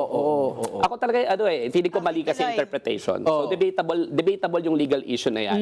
Ang sinasabi nila, ang nakalagay lang kasi na exception sa National Internal Revenue Code, in aid of legislation. Yun. Diba? Impeachment proceedings ito eh, di ba? Sa impeachment proceedings, lahat nga pwede pasabina eh, di ba? Lahat nga pwede pasabina, yun nga yung mag-authorize ng opening. So, as general rule, hindi yan pwede basta buksan. Pero pag in-order ng court, pwede. Pag in-order ng impeachment proceedings, pwede, di ba? Tsaka in aid of legislation nga, pwede buksan. Lalo-lalo na siguro yung pinaka-importante sa lahat, di ba? At ang pinaka-importante sa lahat, yung pananagutan ng pinakamatataas na opisyal ng bansa, no? That's even more important than in aid of legislation, in my humble submission. So, ako naniniwala na in due course, mabubuksan rin naman yung mga yan. Pero dahil tingin ko, kutob ko lang ito, dahil confident na ang Committee on Justice na sufficient na yung ebidensya in terms of probable cause, di okay lang, sige, wag muna natin buksan yan. Anyway, mabubuksan naman yan sa lalong madaling Sa trial, Ito po ang Magic Ruleta with Attorney Dino. Sige na. Hindi, pero ibig sabihin, mas malinaw, no? Sa pag-verify pa lang naman, di ba, kung may sufficient in grounds. No? So, ibig sabihin, sa full impeachment trial ba, makikita na natin na posibleng buksan na? Kasi parang second envelope ito eh. Correct. Pero alam mo ako, Carlo, bilang isang, may mga legal arguments si Attorney Dino, pero ako bilang isang ordinaryong mamamayan, usually kasi yung ITR, yung income tax return natin, kapag ikaw ay nag-a-apply ng trabaho, hinihingi yan, mag-a-apply ka ng credit card. credit card, may mga bank Utang. transactions. Minsan nga ngayon, dahil nga naghigpit na sa bangko, dahil nagnakaw sila dyan sa flood control, hindi ba tayo kasali dyan, hinihingian ka ng ITR, kung yun bang Legitimate. sa visa, kapag lalabas ka ng bansa, hinihingi yan, di ba? Parang tingin ko naman, para sa isang public official na nasa under sa isang impeachment proceeding, Kaya. Correct. di ba? Parang dapat allowed naman, no? Dapat maging bukas naman yung kanyang income tax return. Lalo pa, ang usapin dito ay buwis. Tama. Di ba? Parang ang ordinaryong mamamayan, maaaring kasuhan, maaaring mawala ng trabaho, maaaring hindi makapasok sa gobyerno kung hindi nagbabayad ng tama ng buwis. Yung vice president pa kaya. Dapat fair game lang din, no? Na yung kanyang income tax return ay makita natin. Unless, kagaya ng bank accounts, kaya siguro pinipigilan na mabuksan ng ITR, meron na namang tayo mga bagong pasabog na makikita. Hoy, Diba? ikaw, siguro naman pag kumulimbat ka, bayaran mo naman yung tax mo. Di ba? Di mo i-declare sa income tax mo yun kasi... So in theory, dapat ba yung mga nakita nating bilyong sa bank account ay dapat may ganong kalaki ding mga buwis, no? Ikaw lahat ng income mo dapat dinideklara eh. Di ba? Lalong-lalo na Kahit galing sa drug lord. Paano ba to? well, Income pa siyempre, rin yun eh. Income pa rin yun eh. hindi niya nga gagawin yun. Hindi niya nga gagawin. Lahat ng revenue, imagine mo yung ordinaryong tao, magkaroon ka lang ng pag-appear mo, kung ano man, di ba kailangan i-declare mo yan? Tapos siya hindi niya i-declare yung income niya na bilyon ang pumasok. No? Tapos, tinan mo, pag mag-a-assess ka ng maglo-loan ka, sabi mo nga, mag-a-apply ka ng visa, mag-a-apply ka ng scholarship, kukuha ka ng credit card, isusubita mo yung ITR mo eh. Ito na naman ha, Sarah ha. hinahamon kita. Ilabas mo yung ITR mo, ilalabas ko yung ITR ko. Alam mo kung ba't ko kayang ilabas yung ITR ko? Kasi wala akong tinatago. So ikaw, bubuksan na naman rin yan sa Senado, at sinasabihan na kita ngayon, buksan mo yung ITR mo kung wala kang tinatago. Diba? Yun lang eh. Yun lang eh. Pero hindi niya gagawin yan kasi May tinatago. meron. Meron tinatago. Lahat yan ay... Duterte! Ayaw ng transparency. Ayaw ng transparency niyan kasi may tinatago. Oh, shit. Okay. Ano pa kayang lalabas sa ating Magic Ruleta? Go, Ruleta! Go, Roleta! Pangatlo pa. Welcome back! Oh, ano ito, naku, logo itong lumabas ngayon sa Ruleta. Logo to ng Armed Forces of the The Philippines. Philippines. Oh, bakit ba? Ano bang Sandatang kontrobersya? 'Di ba? Ito yung ano, 'di ba, nagkaroon daw ng enkwentro sa Oo, mainit sila Negros. ngayon kasi merong 19, no, na napatay, Nasawi. nasawi, no? sa di umanong enkwentro. Enkwentro. Di umano nga. Enkwentro sa pagitan ng mga rebelding NPA daw doon sa Negros, no? So, pero marami ding pagko-question dahil bahagi doon sa 19 na mga nasama doon sa enkwentro ay ilan ay mga estudyante, meron ding mamamahayag, at meron ding mga bumibisita na mga American citizens na nag-i-immerse doon sa komunidad ng mga magsasaka. No? Kaya ngayon, may panawagan na magkaroon ng isang independent na investigation doon sa nangyaring enkwentro. Kasi I think isa sa mga mahirap matanggap dito ay, bagamat maaaring nagkaroon ng legitimate na enkwentro sa pagitan ng AFP at NPA, napakarami po nung 19 na nasawi, no? At ikalawa, ang tanong ay, lahat ba sila ay combatants o may mga civilian? Pero regardless kung may combatants o civilian, tandaan po natin na sa international humanitarian law at sa Geneva Convention, kahit po combatant, ay merong karapatan, 'di ba? Kaya may pangangailangan na magkaroon ng investigasyon kung nagkaroon ba ng excessive use of force, nagkaroon ba ng paglabag sa international humanitarian law, reasonable ba yung naging response ng armed forces natin, no, doon sa naganap na enkwentro sa Negros. At saka tama lang, no? Wag tayo magalit sa investigasyon. Kasi kung may namatay na 90 na sundalo lang, Oo. magpapatawag rin tayo ng investigasyon. At kasi ito, tama zero, lang. walang casualty sa side ng AFP, So correct, sa akin kahit anong 19-0 mangyari, to. 19 yan na di umanong NPA, 19 yan na di umanong sundalo, kailangan magka-investigasyon. Kasi ito yung chance para linisin ng Armed Forces of the Philippines yung pangalan niya. Kasi nadudungisan eh. Ako, lagi ko sinasabi para sa ating mga kawal, no, sa mga kawal natin, thank you for your service. Salamat po sa inyong serbisyo. At wag po sana kayong papayag na merong mangilan-ngilan na sisira sa lahat ng pinaghirapan natin para magkaroon ng tiwala sa Armed Forces of the Philippines. So, kung merong mga tiwali dyan, kung merong mga lumabag dyan sa batas, kung merong mga gumamit ng excessive na dahas, no, at mga kriminal dyan, kailangan imbestigahan natin. The Armed Forces of the Philippines should not be engaged in cover-ups. And para sa akin, bilang isang abogado, human rights lawyer, nagtapos ng national security law, no? Nakikita ko na parang itong 19 na ito, suspicious ang circumstances, no? Pero ano na naman ang sinabi nito si Inday Sara? Ito na naman talaga si Under Inday her Sara. leadership daw yan. Bakit ba kasi nakikisali? Ito naman talaga si Inday Sara. Nakikisali. Imbes na mag-explain doon sa lahat ng mga paratang sa kanya, nakahanap na naman ng palusot at nakahanap na naman ng distraction. Dito, ang mabilis pa sa alas 11 na nakisawsaw. Na wala namang kinalaman sa kanya. No? Ang sabi niya, kinongratulate kagad ang Armed Forces of the Philippines. Alam mo, para sa akin, is that a responsible action of a leader? No? Na wala pang investigation, may mga nasawi, may mga napatay, nag-congratulate ka na kagad. Hindi ba dapat tingnan muna ang mga circumstances at circumstansya? And it is, ang importante dito is you have to be responsible for your comments. Ikaw na kaagad nagtag ng successful yung operasyon. Diba? Successful ang operasyon. Diba? Napansin ko lang, due process ang hinihingi pag investigasyon.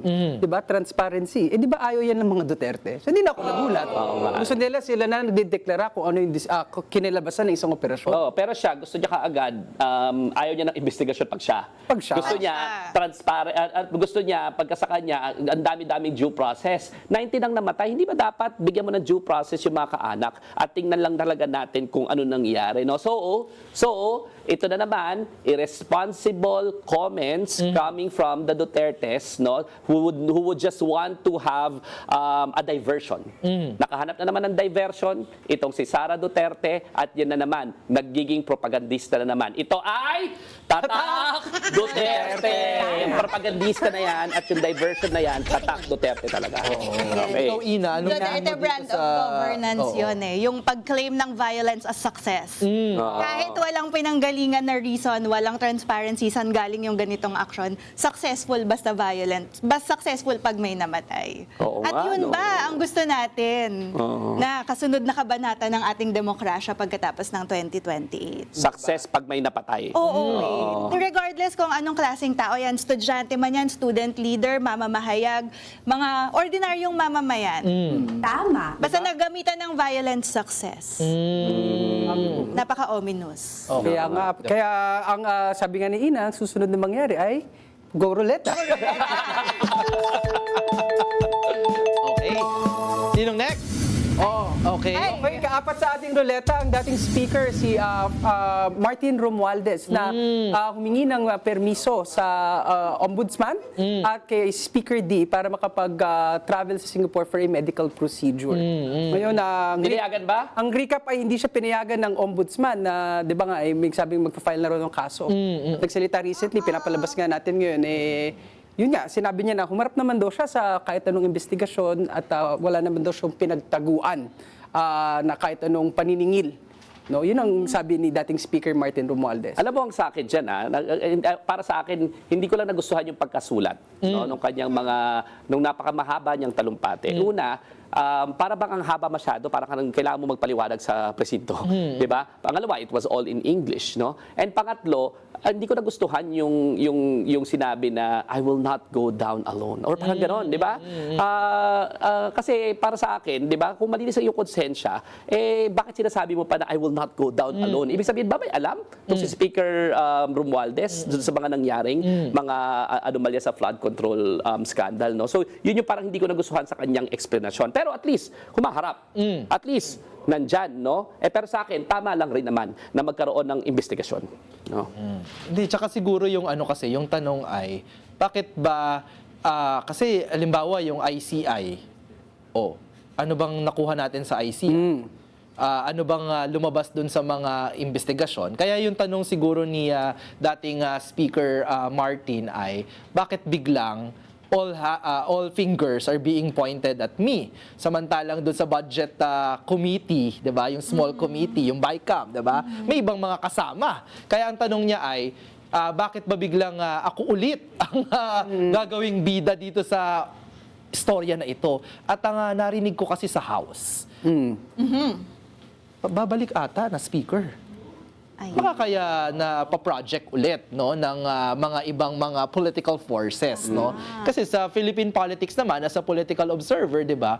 Ganyan 'yan. May mga kung medyo hindi mo na naringgan tapos biglang ibabalik yung issue at kontrobersiya, maaring may mga movements no.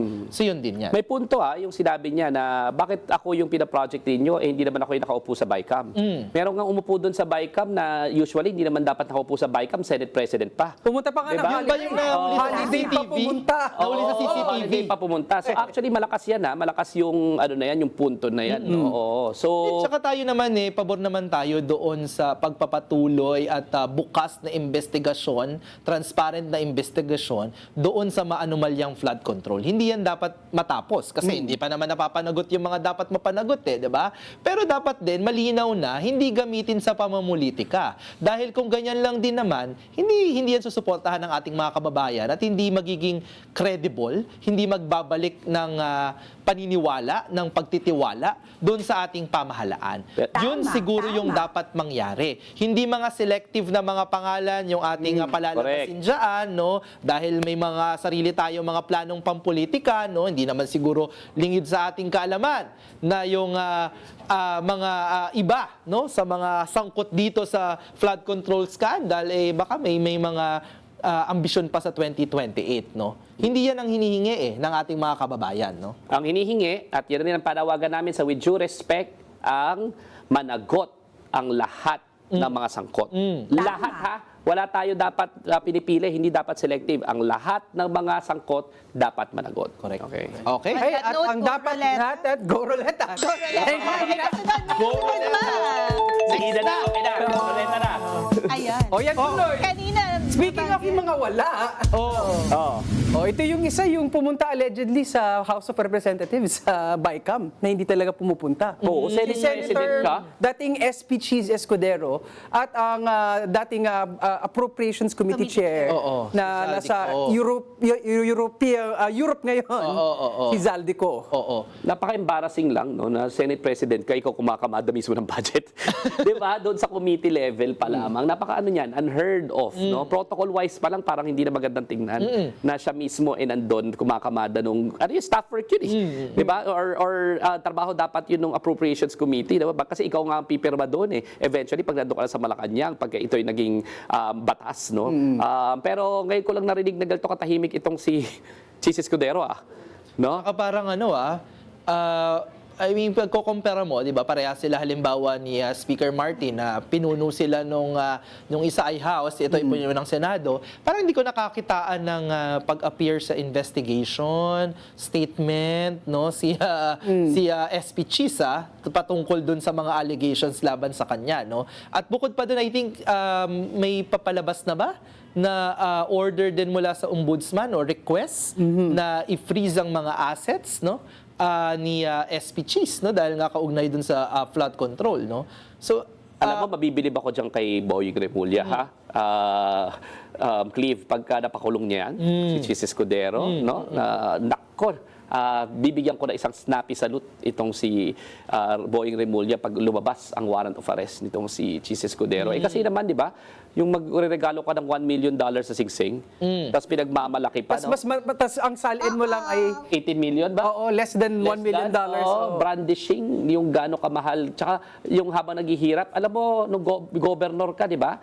Although sabi nila, gumanda daw yung Sorsogon, pero hindi ganun yung measurement natin, di ba? Ang Sorsogon, isa sa pinakamahirap na probinsya yan, tapos ikaw nagbabrandish ka ng $1 million na regalo mo na sing-sing, no? It's really, really, really just inappropriate. No? Ay, Ay. buksan na din ata ang salin nito. Oo. Tama. Sa lalong madaling panahon, di ba? Oo, di ba? Ay, yung isa, hintayin na natin ang pag-uwi ni Zaldico sa isa pang lalong madaling panahon. Si Zaldico. Hindi, ang ano lang na natin dyan kay Zaldico ay, alam mo, kung ikaw man ay maibalik sa Pilipinas, no, at finally ay maihaharap ka sa taong bayan, ang panawagan natin dito kay Zaldico ay, mahiya ka naman, magsabi ka ng totoo, huwag kang sumunod lang sa script, 'di ba? Nang ibinigay sa iyo, no? Bigay mo yung katotohanan. Yun na yung pinakamagagawa mong magtatama, no, sa lahat ng inyong kinulimbat, no? Mula sa budget Pero ng the elephant in the bayan. room, nahuli ba talaga sa check o hindi? Ayun na nga. Oo nga eh. Ako lang talaga ito naman, kitang-kita mo rin talaga that Malacanang has to get its acts together. Agree. No, imagine mo, no less than the President of the Philippines ang nag-post niyan, na nahuli na ng check authorities, tapos hindi pa wala confirmed. No? Sino ba yan? Kailangan ma-fire yung gumawa ng staff work na yan bago ito mismo in-announce ng Pangulo ng Pilipinas. It doesn't look good. Diba? Na para bang nagpain tayo ng wrong information sa Pangulo ng Pilipinas. So kailangan may mga matanggal, mag-fire dyan, hoy bongbong. 'Di ba? Kailangan meron kang tanggalin dyan, hindi yung kung anong ina-announce, mali naman pala. Okay. Hey, sige, dahil dyan, go Roleta! Go, Roleta! yes. Oy! Okay. Oy! Ito, may Kasamahan natin sa house na board na daw. di ba? Si newly presented at kaka-debut niya lang bilang publicly na isang DDS. Si Kong Leandro Leviste. Paano ka ba naman hindi magiging DDS kung ikaw nakinabang sa mga Duterte nung doon naprubahan yung prangkisa mo na hindi mo naman diniliver? Ayun ba ang dahilan? Hindi mo naman diniliver yung mga kuryente. Tapos naprubahan yung prangkisa mo supposedly at taas-taas ng kuryente. Pinakamahal na kuryente sa buong Asia, ang Pilipinas. Ako, labong-labo ako doon sa, sinabi niya na kagad, without hearing o nakikita pa, nag-uusap pa tungkol sa impeachment, mag-no na daw kagad siya. Ibig sabihin ng basihan niya ng pagdesisyon sa impeachment, kung dumating man sa plenaryo ito, hindi yung basis of evidence, kundi kung ano lang yung kanyang opinion at ang kanyang political convenience. And alala ko, di ba, kaya ayaw niya raw kasuhan si Boying kasi kaibigan daw ba ng nanay niya or something, pero si Claire Castro, kinasuhan. So, hindi talaga adherence to justice and what is right itong meron tong si Leandro Lebiste sa pagkabata niyang yan, kung hindi driven na already by self-interest and politics, not necessarily the interest of the Filipino people and adherence sa prinsipyo, di ba? So, isa pa, pagka-debut niya ako, wala akong duda DDS eh. Di ba? Wala akong duda doon pa. Nagulat ka ba? May mga nakita pa ako mga comments nung unang beses siya nag-una siyang Press naglabas, nag-press con, no? Na kung ano na parang, uy, accountability. Ang dami rin sa mga kahanay ng politika na Yung pagka-maverick pa ang atake niya nun eh, no? ngayon wala na akong duda. Daldalero, press conference, mema, pero lahat ng mga aligasyon niya doon, walang napatunayan. Ilalabas siya raw talaga kung sinong corrupt in due course. Ilalabas siya raw talaga kung sino papatayin daw kasi siya. May listahan daw May listahan daw siya. Hindi naman nilalabas, no? So puro mema, puro theatrics, puro show, puro daldal, pero wala ka nakikitang genuine public service, no? Hindi, yun nga eh. Sinasabi ni Congressman Leviste din na yung impeachment daw ay waste of time. Pero siya itong araw-araw nagpe-press con. Siya itong hindi mo, parang sabi niya kasi marami daw kinakaharap tayong problema ngayon. May krisis sa oil price hike, no? Nakitaan ba natin siya ng proposal na solusyon? Meron ba siyang inihain sa House? Sana nga, nakakatulong yung iyong solar energy kung yun ay inasikaso mo talaga. Oo nga. Kasi binigyan ka ng kisa eh. Di sana ngayon, maaaring makatulong sa ating mga kababayan na hindi ganun sila maapektuhan ng pagtaas ng presyo ng kuryente halimbawa, di ba? Dahil sa krisis sa langis, no? Speaking of, Pero isa pa yun, nakita ko sinabi niya na bored siya, di ba? Dahil daw session break. Wala daw siyang magawa. Wala siyang ginagawa sa Wala daw siyang magawa, di ba? Ay, session lang po yung naka-break, oo, pero hindi po break ng trabaho niyo bilang kongresista. Paano kasi nag-shopping ng mga ari-arian, ng mga bookstore, di ba, tagal mo nag-abroad, tapos ikaw yung mga host dyan, akala mo, sipag-sipag mo. Di ba? Ikaw yung nawala na matagal sa kongreso noong hindi pa naka-break. Hindi pa naka-break, ikaw ang absentero. Ay. Ngayon dumating ka, session break. Tapos ikaw magsasabing, bakit session break? Bored ako. Pinagloloko mo pala kami. Tsaka alam mo kung hindi ka familiar, Kong, hindi ka familiar hindi ka brief ng mga staff mo, di ba? Hindi lang po sa Pilipinas ang may session break, no? Ang mayroon pang session break sa lahat, sa buong mundo. Lahat ng mga congresses may session break kasi ang purpose niyan, pupunta ka sa constituency mo, titignan mo ano mga pangangailangan, magpe-prepare ka ng mga panukalang batas, mag-aaral ka, hindi yung ikaw puro press conference. Ganyan sa buong mundo. Sa buong mundo.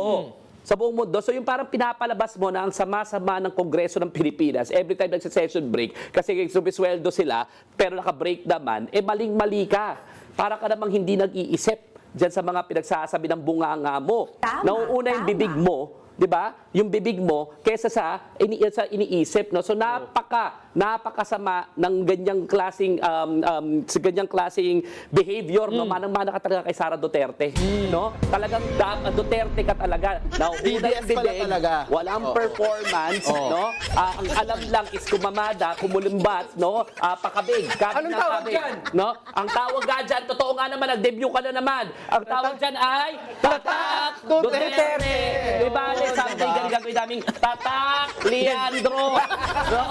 Kasi match naman talaga kayo, no? Match naman talaga kayo. Aligned na aligned. I am just, saddened. Kasi ang bata pa ni Leandro, ang bata pa ni Leandro, para sa akin, trapo na. Oo. Nabulok na maaga. May saying ka, di ba? Nabulok na maaga si Leandro Lebiste diba? para sa akin pananaw. So young yet so rotten. So rotten. Nabulok ng maaga itong si Leandro Lebiste, sadly. Pero at least, out in the open, DDS siya. No? So sana, matalo ka na sa susunod na eleksyon kasi the people of Batangas deserve better than your kind of public service na unang bunganga, puro press conferences, pero nung nag-session naman, wala dito. No? You know what else the people of Batangas deserve?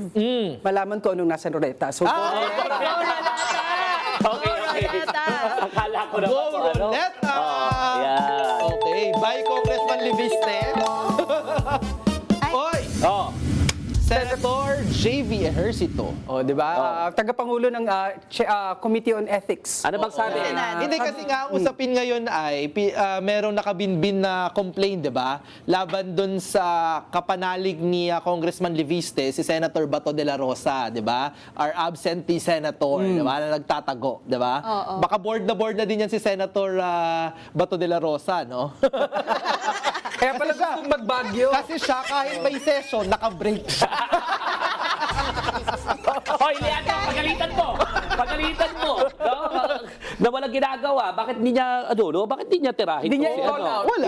Eh, DDS Call out eh. yan, Oo, diba? DDS Call nga. out yan, diba? Loyalties. Pero ano nga sabi ni Sen JV tungkol dun sa kaso ni Senator Bato? Parang ang temano ay pagka hindi na lang siya kukubra ng sahod, baka pwedeng i-dismiss na yung ethics complaint. Okay na para bagang okay na dahil ang sahod lang naman ang kailangan para hindi na magtrabaho sa Senado. Maski hindi kayo Kamusta na naman lang yung ng taong bumoto? bayan. Oo. Kamusta ang bumoto kay Senator Bato? Oo nga. 'Di ba? Hindi siya nagpapakita. Kumukuha ng sahod, may allowance pa, gusto pang magbakasyon sa Baguio.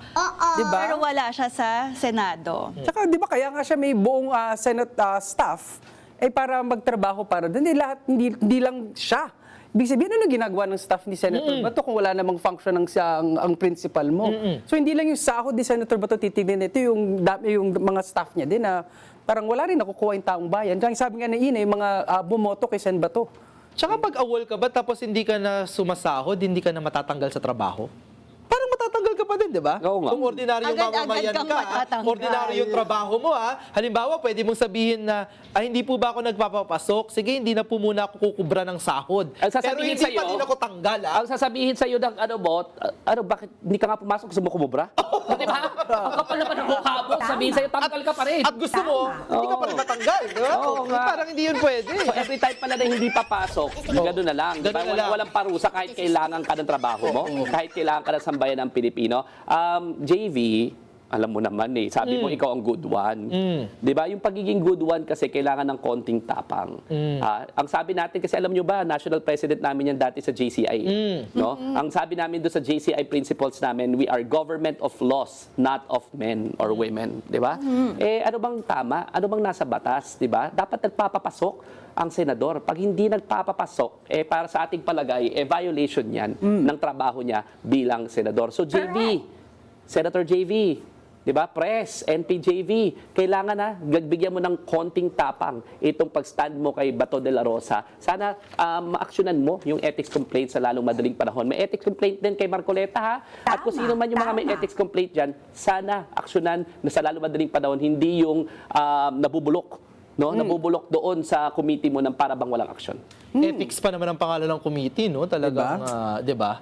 Hindi yan usapin lang ng ng ibalik mo ba ang sahod mo o no? Ethical duty yung usapin niya, 'di ba? Whether yung ethical duty mo bilang isang senador na ibinoto hinilal ng mamamayan. May debate nga lagi, di ba? Not everything that is legal is ethical. So, ibig sabihin, mas mataas na level ng pananagutan ng Yung ethics, di ba? Ethics more than legal. Daming nabudol ni Senator Bato de la Rosa. Kaya nga, Bale, next Di naman week, pala update magpapapasok, natin di ba? kung ilang days na siyang hindi pumapasok. Pero ang kailangan din natin ngayon ay magkaroon ng maliit na break. Kaya sa ating pagbabalik, pag-uusapan naman natin nagpapatuloy na pagdinig ng House Justice Committee sa impeachment laban kay VP Sara. Dito lang yan sa With due respect! due respect. Sorry na lang sa tatamaan. With due respect. Sorry na lang sa tatamaan. With due respect. Makabagong pagbabalik. Ako'y May tawanan ni nakahinga ka na. Nakahinga ka na. Wait lang, Wingiti na ako. Breathe out, inhale, Okay. exhale. Welcome back sa With Due Respect, kasama ang Team Pinas dito sa segment na BS Politics, also known as Bawal ang Balat Sibuyas. Pag-usapan natin ang pagdinig ng House Justice Committee sa impeachment complaint laban kay Vice President Sara Duterte. Sa pagdinig, sinita ng Anti-Money Laundering Council ang 6.7 billion pesos na transaksyon sa mga bank account ni Vice President Sara Duterte at Mr. expert na si Attorney Manasseh Carpio mula 2006 hanggang 2025. Ipagpalagay na lang natin na first time natin pag-uusap ang impeachment sa episode na to. No? At lumabas sa kinwestiyon ng mga bangko ang mga suspicious at covered transactions ng mag-asawa. Mahigit 4 billion pesos ang pumasok sa bank accounts ni na VP Sara at Carpio, habang halos 800 million naman ang 800 million pesos ang hindi pa matukoy kung saan pumasok o lumabas sa mga account. Yes, at in this week of justice and accountability, sinita din ng ilang kongresista ang sinasabing hindi pagtutugma ng Statement of Assets, Liabilities and Net Worth o SALN ni VP Sara sa malalaking halaga ng transaksyon sa bangko. Natuklasang walang idineklarang cash on hand o deposito sa bangko si VP Sara simula noong 2019 hanggang 2024 kahit may nakitang transaksyon sa bank accounts. Sa kabila naman ng pagkumpirma ng AMLAC na nindigan si VP Sara nang wala siyang ginawang anumang irregularidad. Wow! Yes. Sa pahayag, iginiit niyang lehitimo ang pinanggalingan ng bawat sentimo ng kanyang ari-arian at perang idineklara sa Statement of Assets, Liabilities and Net Worth o SALN. Kaya naman lahat ng yan, tatalakayin natin yan dito lang sa Balat Sibuyas! Parang excited kasi kayo eh. Sara kasi Bawal ang pikon! Huwag kang BS! Balat Sibuyas! In yourself. For the first time this episode. For the first time sa episode, meron isa doon sa impeachment proceedings na hindi pa natin na-discuss. Eh. Ano yun? Ito kasi yung tuwang-tuwa yung mga supporters ni Sara noon pa. Nakikita ko to sa lahat ng comment section. Noon pa. Cleared naman daw si Sara ng COA. Di ba? Cleared naman daw si Sara ng COA. Ano pinagsasasabihin nyo dyan, no? Magkano pinababalik ng COA? 400 million Oo, yan. parang may 300 plus million, tapos meron pa yung 75 plus, diba? So, Tsaka ano pa ba yung aabangan natin? Ano pa ba yung mga susunod na aabangan natin dito sa impeachment? Kasi tandaan natin na ang una, tingnan natin kung ano yung mga pagkasunod-sunod. Ang unang lumabas dito ay si Madriaga, no? Tapos lumabas yung handwriting witnesses. Yung pumipirma sa Emery Grace Piatos. Kay Emery Grace Piatos. Ang sabi ng NBI, mukhang handwriting experts ito ng National Bureau of Investigation, ha? Lahat yung mga yan, mukhang isang tao lang ang gumawa. Okay. Diba? Sinabi ng NBI. so kumbinsido tayo na yung confidential at intelligence funds talagang chinichirya. Chinichirya. At Chinichirya merong nagsasabi kung sino nag-abot. Okay. Diba? At Okay. paano inabot. Okay. Kumpleto ng detalye. At Oo. sinabi nila, hindi nila kilala, pero malinaw sa ebidensya, kilala nila. Diba? So, pagdating doon sa NBI expert, tandaan natin na pag NBI expert yan, yung mga findings na niyan enjoy the presumption of regularity. Kasi opisina yan public office yan Okay. Ganyan din ang findings ng Anti-Money Laundering Council, no? It enjoys the presumption of regularity. Ganyan din ang findings ng Commission on Audit. It enjoys the presumption of regularity. Ang nakalagay pa nga doon sa ating jurisprudence in a lot of instances yung mga korte nagde-defer dito sa mga opisina na ito kasi sila ang may expertise. So anong sabi ng experts? Forge. Iisa lang ang pumirma. Anong sabi ng COA? Hindi nagtutugma yung books, ibalik mo yung pera at mali-liquidation mo. Sabi ng Anong AMLAC? sabi ng AMLAC? Yung mga pera na yan na hindi mo dineklara sa SALN mo, may around 6 billion. Di ba? Ano pang sabi SEC ng... pa, di ba? Yung meron siyang mga kumpanya. Shares. Oo, mga kumpanya hindi rin dineklara. Hindi deklarado. Nag-enjoy rin ng presumption of regularity, di ba? Meron pa isa, yung sa SEC, Anti-Money Laundering Council, meron na tayong NBI. Meron pa tayong COA. Philippine Statistics Authority. Na hindi Diba? nag-i-exist Na hindi nag-i-exist yung mga chichirya mong pangalan. Uy, no? pero naaalala mo, sinabi ni Senator Bato na meron daw talaga mga may kilala daw talaga siyang mga piyatos Piyatos, sa Davao no? City. Kasi yan yung talago. Oo, kahit miss you, Senator Bato, sabihin mo ulit yun, magpakita ka muna. Talaga, no? paki-update Magpakita ka kami kung ulit. totoo, Diba? Alam mo, magpapasok ka na kasi kahit clown ka na lang, nakakatawa. Nakakatawa. Oo. Ano, komedyante. Kahit yun na lang, di ba? Oo. No? Sayang naman din. Oo. Ikaw, ano yata, hindi yata senador to eh. Senador ba to? Di ba? Hindi, komedyante. Yung pala yung sagot doon, no? Naalala niyo yung pandemic at nagdudusa ang mga Pilipino. Tuwang-tuwa si Senator Bato kasi naka-zoom daw. Naka-zoom lang, sana ganun lang daw yung trabaho niya. Tsaka, Sarap mabilis daw ng ganun. natapos session. session. Sarap ng buhay. Sarap ng buhay habang Sarap ng nagdudusa yung buhay mga niya. tao. Pero yun nga, doon sa nire-recap ni Dino doon sa impeachment, di ba? Tapos alam din natin na tumanggap ng pera galing sa Pharmaly na pinagkakitaan tayo nung panahon ng pandemya, di ba? Tumatanggap ng pera galing sa mga drug lords, di ba? Nandiyon yan sa bank account, no?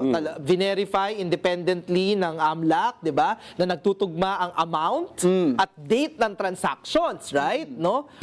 May mga tagong yaman. Kasi merong sa SALN, 0 ang cash in bank, 0 ang cash in hand, pero merong bilyon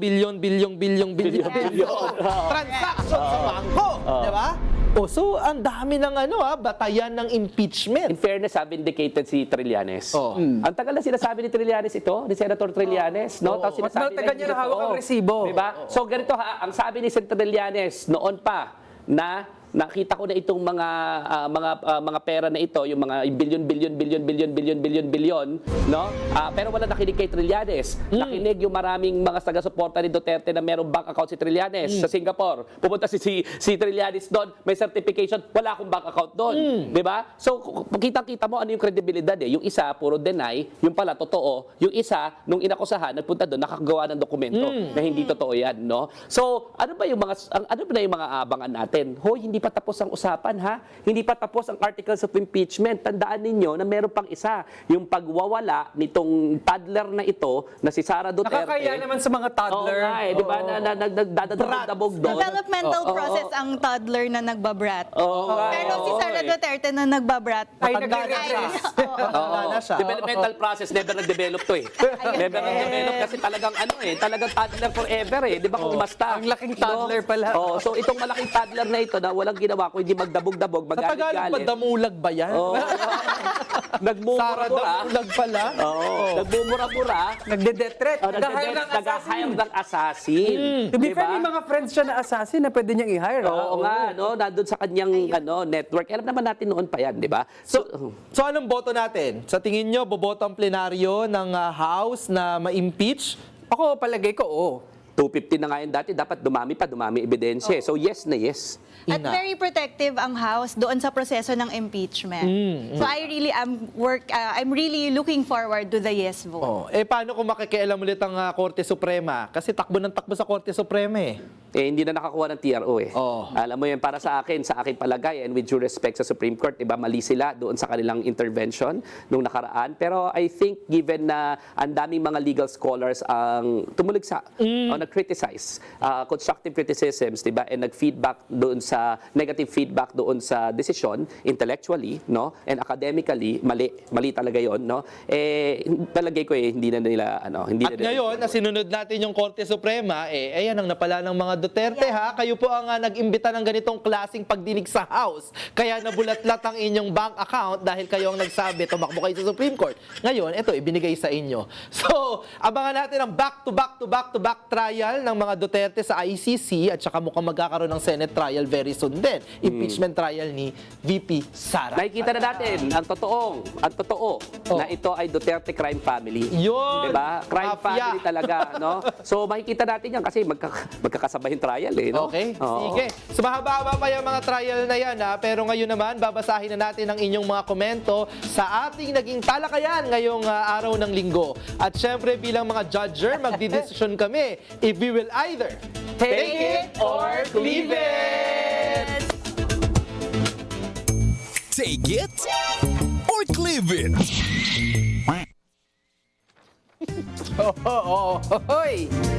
Okay, Ina, mahaba yung unang comment. Oo nga, Ikaw magbasa ng unang comment. Galing kay Russell and Irene Manalo. Joint account. Yes. Parang joint account niya, Sara. Hindi ko. Magkano po kaya ang laman ng joint account na ito? Ito po ang laman ng joint account. Hello po. For me po, Mayor Lenny can return back as Mayor of Naga after running as President of the Philippines. Now, more than ever, kailangan na siya ang mag-lead ng tunay na maghahatid ng pagbabago sa Pilipinas. Once lang siya magiging president and the mayoralty she can continue afterwards. Like what she said, kahit mahirap kapag tinawag ka na magsilbi, tutugon ka dapat, Mayor Lenny. Ang ganda. Kahit mahirap, pag tinawag kang magsilbi, tutugon ka dapat, di ba? Dino, pag ikaw ba tinawag magsilbi, tutugon ka ba? Ha? Basta lahat ng mga lingkod bayan, yung tunay na lingkod bayan, pag may panawagan, kailangan gawin yan. Di ba? Oo. Sige, so take it or leave it tayo sa comment ni Rising. Ako, take it. Rosel Take and it. Irene Manalo. Take it. Take it. Salamat po sa Oo. inyong joint comment, ha? Next naman, si Dennis Ang. So, Dino, pabasa natin si Dennis Ang. Oh, ang sabi, dalawa lang henerasyon ng Duterte huhusgahan sa iisang panahon. Like father, like daughter. Very historic. Pang pelikula.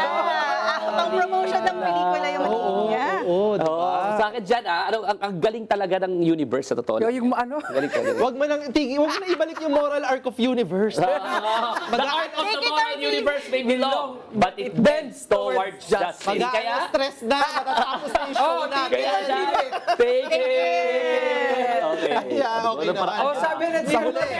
si 2D, sabi ni Inday, malinis daw ang service record niya. Kung gayon, wala dapat ikatakot na humarap sa hearing. Kung makarequest pa ng Travel Authority, napaka-demanding. Parang nag-issue lang ng HR memo. Take it or leave it.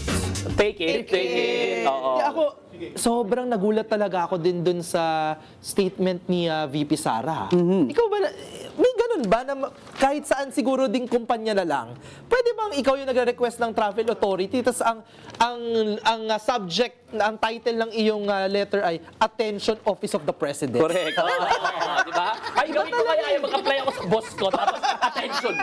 Attention. Ganda. Attention. Di ba? Hindi masyadong bratty, ah. Oo, tapos ang sulat pa ay, magpapadala ulit ako dyan ng mga dokumento, pakipirmahan nyo. Oo, Agad, di ba? agad. Tsaka haluan nyo ng Paki-aksyonan. konting bilis. Oo. Parang gano'n eh. Haluan nyo ng Bilisan konting nyo, bilis sa susunod. aksyonan nyo. Oo. Kaya namang maghintay.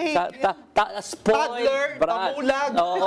Kamulag, toddler, spoiled brat. Okay. Itong si Sara Duterte. Sige. No? So, Tatlo yung tinake natin, pero sino ang ating winner ng ating napakagandang With Due Respect Mark? oh, may Anong nanalo boto pala last natin? week ha? May Oo, nanalo yung last winner week. last week. Pakita natin Pakita natin last ang mga week. nanalo last week. Congrats, Oy, Jonathan Polverido mula sa Pilipinas. Nakuha niya na yung... Yan. Okay. Sige. Sino so, naman? Ano sino?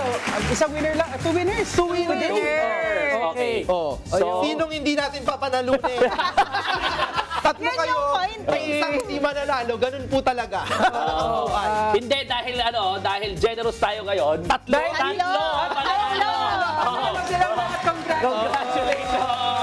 Okay. Dawa naman kasi ako may isang hindi mananalo. Gaganda lahat ng comments. Oh, diba? Gaganda lahat ng comments. Kaso dalawa si Russell.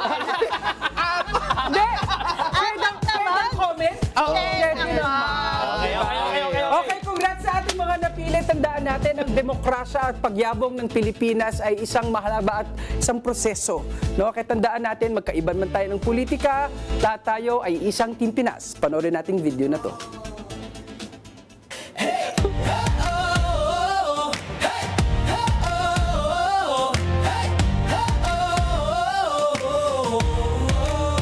Bawat hakbang sa lupa ng bayan, pusong nag-aalab, handang lumaban sa kalsada ng pangarap. Tayo'y sabay, hawak kamay, Team Pinas ang taglay.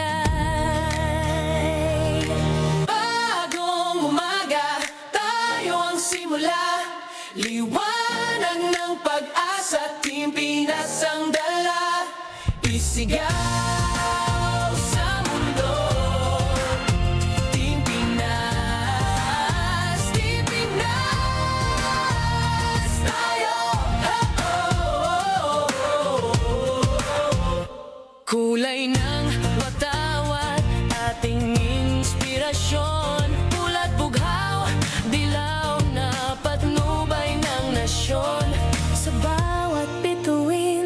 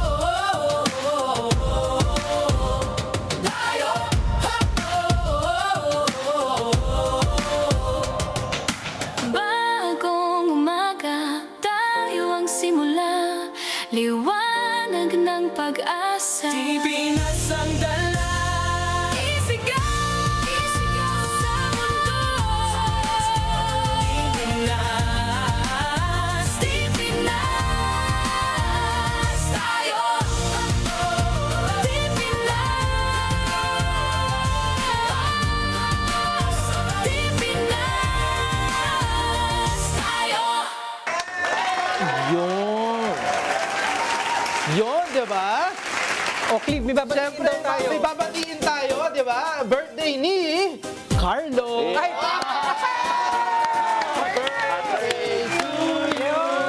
Happy birthday to you. Happy birthday, happy birthday. Happy birthday to you. O, wag niyo na itanong how old I am now. Anong birthday Ano wish mo? mo? Ay, siya at pananagutan para sa mga kalaban ng Pilipinas. May you May you spend the rest of your life in jail. Yun na, Okay. wish now. Official. Maraming salamat, Pilipinas fam! At with due respect, family. Okay. Okay. So, at dyan naman po nagtatapos ang... Ay, teka lang. Happy birthday pala sa nanay ni Atty. Dino De Leo. Yes. Tita Norma De Leo. Bye-bye. Pasensya na overtime. Dyan po nagtatapos. Kung wala po kayo, wala pong mga tinik sa mga kasi Dino De Leon. Happy birthday, Manny! Norbert sa De Leon. Unang-unang babaeng presidente ng Alpha Phi Omega. National, ha? National. Okay, at dyan po nagtatapos ang isa't kalahating oras at higit pa ng Bardaguluhan at malamang talakayan natin sa iba't ibang issue ng Pilipinas. May pakik pa nga. Muli, maraming salamat po sa lahat ng naki-vibe check at naki-deep dive ngayong hapon. Nabitin ba kayo sa kwentuhan? Huwag po kayo mag-alala dahil makakasama niyo po kami ulit sa susunod na linggo. Yes, at abangan nyo kami susunod na linggo. Baka sa ibang lugar na kami ulit mag-opening. Ayan. Sunod nyo naman mapakikinggan sa DZMM Radio Patrol sa Istrenta, FMR Radio Stations at PRTV ang programang Connect Ka Dyan kasama sina Franco Reyes at Doc Luisa. Tandaan, wala pong personalan. Dito lang yan sa With due respect!